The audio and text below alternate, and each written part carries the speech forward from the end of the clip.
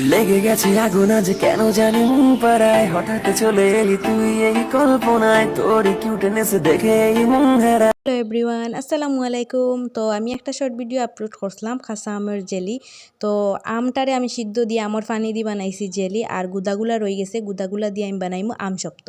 তো আমসপ্ত বানানি লাগিন গুদাগুলা আমি ফড়াই দিলাইছি, দিয়ে একটু মানে পানি একটা শুকাই লিয়ার লগে দিমু সামান্য লবণ আর দিমু চিলি ফ্লেক্স। তো চিলি ফ্লেক্স ভাবলাম কিনে আনতাম, তো বাদে হলাম উদাও টেকা খরচ করতাম কেনে, আমার গরু তো শুকনা মরিচ আছে, আমি বাঙ্গিয়া মরিচর বিচিগুলা দিলেইলো তো চিলি ফ্লেক্স হয়ে দিব।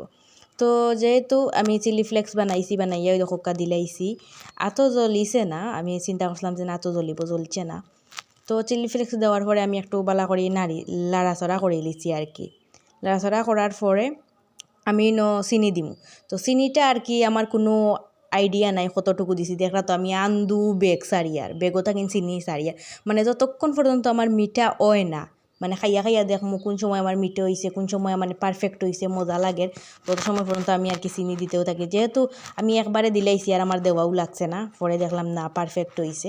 তো এটার কোনো আন্দাজ নাই, এটা দেখি আন্দাজি বানাই। তো আমার লাখান আপনারাও আন্দাজি বানানিত লাগবা না, নাহলে 1 কেজি চিনি ডালিলেও হইতো না।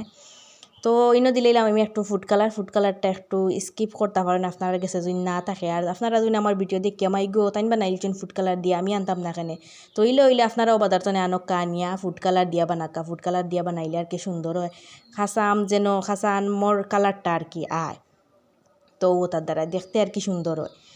তো ফুড কালারটা দিয়া আরও কত সময় আমি লাড়াচাড়া করিলিমু, লাড়াচাড়া করিয়া যখন একটু শুকাই দিব পানিটা, তো ও পর্যায়ে আমি কিন্তু লামাইলিমু। আর এই দইটা আমি একটা জিনিস দিয়ে আমি আর কি দুইটা বানাইছি, আমি আমর পানি দিয়ে বানাইছি আমর জেলি, আর আমর গুদা দিয়া বানাইছি আমসপ্ত।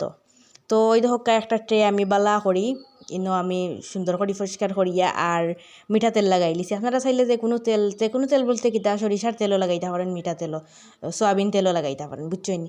তো সয়াবিন তেল লাগাইনির কারণ হইল কিতা আর কি সহজে আপনারা জিনিসটা উঠি দিব গিয়া, আমসপ্ত যেন দিবা আপনারা জলদি আর কি উল্টি দিব।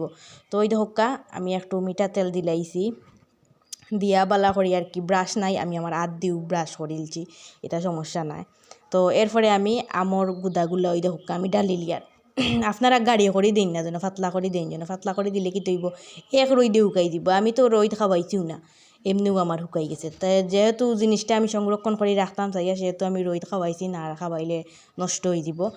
তো আমার একটা টে হয়েছে না, আমি আর একটা থাল আনছি। তো আজকের রেসিপিটা কিলা লাগলো অবশ্যই সবে কমেন্ট করি জানাইবা, আর বাসাত সবে ট্রাই করবা, কারণ এখন আমর সিজন। আর আমার ভিডিওটা বেশি বেশি করে লাইক করবা, শেয়ার করবা, চ্যানেলটা সাবস্ক্রাইব করবা। সব ভালো থাকবা, আল্লাহ হাফেজ।